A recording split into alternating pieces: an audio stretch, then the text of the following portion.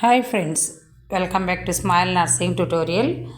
ఈరోజు మనము వ్యాయామంతో గుండెని ఎలా ఆరోగ్యంగా ఉంచుకోవాలి, మరీ ముఖ్యంగా ఈ రోజుల్లో అయితే చాలామందికి ఒక 40-50 దాటిన వెంటనే గుండెకు సంబంధించిన జబ్బులు రావడము, అదే కాకుండా చిన్న వయసులోనే అసలు ఏజ్తో సంబంధమే లేదు. అది చిన్నపిల్లలు కావచ్చు, పెద్దవాళ్ళు కావచ్చు, లేదా ముసలి వాళ్ళు కావచ్చు, ఎవరిలైనా సరే ఈ గుండెపోటు రావటము, సడన్గా చనిపోవటం అనేది జరుగుతూ ఉంది. మరి అలా కాకుండా మనము గుండెని ఏ విధంగా కాపాడుకోవాలి? సింపుల్ అండి. వ్యాయామంతో కూడా మనము మన గుండెను భద్రంగా కాపాడుకోవచ్చు. ఈ యొక్క ఎటువంటి ఆపరేషన్ లేకుండా గుండెకు సంబంధించిన నరాలలో కానీ, తర్వాత రక్తము గడ్డగట్టకోకుండా, కండరాలు బలహీన పడకోకుండా మనం వ్యాయామం చేయడం వల్ల గుండెకు ఆరోగ్యాన్ని ఎలా ఉంచుకోవాలో చూద్దాం. చాలామంది కరోనా తర్వాత గుండెపోటుతో మరణించే వారి సంఖ్య బాగా పెరిగింది.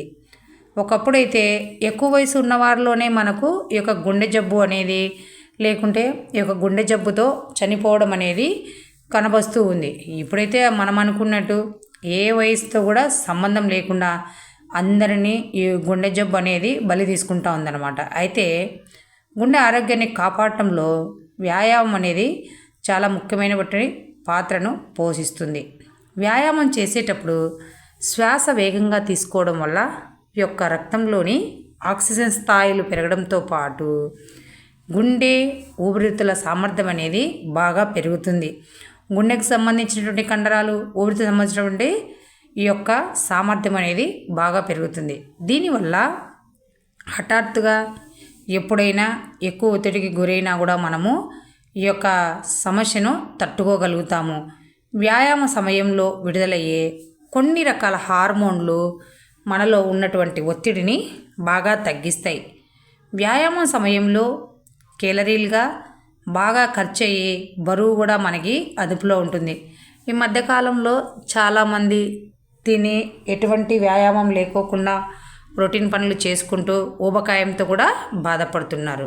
మరి ఈ వ్యాయామం చేయడం వల్ల కూడా వాళ్ళు బరువు అనేది తగ్గుతారు.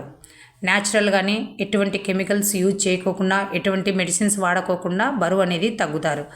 దీనివల్ల ఆరోగ్యానికి హాని చేసే చెడు కొలెస్ట్రాల్ యొక్క పరిమాణం కూడా రక్తంలో తగ్గడంతో పాటు మేలు చేసేటువంటి మంచి కొలెస్ట్రాల్ పరిమాణం అనేది బాగా పెరుగుతుంది. ఫలితంగా గుండె కొట్టుకునే వేగము, రక్తపోటు కూడా నియంత్రణలో ఉంటుంది.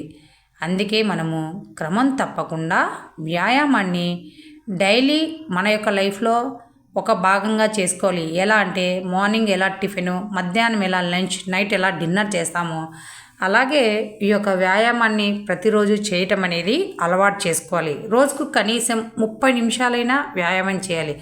కుదరకపోతే ఉదయం 15 నిమిషాలు, సాయంత్రం 15 నిమిషాలు చేయటం వలన ఈ యొక్క గుండెను ఆరోగ్యంగా ఉంచుకోవచ్చు.